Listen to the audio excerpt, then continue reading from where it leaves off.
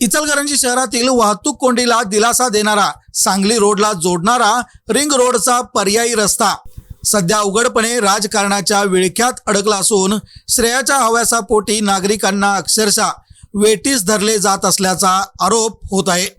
हा रस्ता नेमका कुणाच्या फायद्यासाठी थांबवला असा सडेतोड सवाल आता नागरिक थेट विचारू लागले आहेत। इचलकरंजी शहरातील वाढती लोकसंख्या आणि बेकाबू होत चाललेली वाहतूक ही जुनी समस्या आहे। सांगली रोड तर कायमच गजबजलेला आणि कोंडीने ग्रासलेला। या पार्श्वभूमीवर हरीश लाटणे प्लॉट ते रिंग रोड या पर्यायी मार्गाच्या बळकटीकरणाचा प्रस्ताव मंजूर झाला।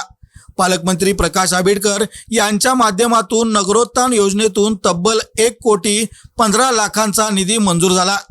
खासदार धैर्यशील माने आणि शिवसेना जिल्हा प्रमुख रवींद्र माने यांनीही यासाठी पाठपुरावा केला। निविदा प्रक्रिया पूर्ण झाली, ठेकेदाराला वर्क ऑर्डरही दिली, तरी प्रत्यक्ष कामाला सुरुवात नाही। कारण एकच, श्रेयवाद। राजकीय हस्तक्षेपामुळेच हा रस्ता मुद्दाम अडवला जात असल्याची चर्चा आता उघडपणे सुरू झाली आहे। त्यामुळे महापालिका प्रशासन नेमकं कुणाच्या इशाऱ्यावर काम करतंय असा थेट सवाल नागरिक विचारत आहेत।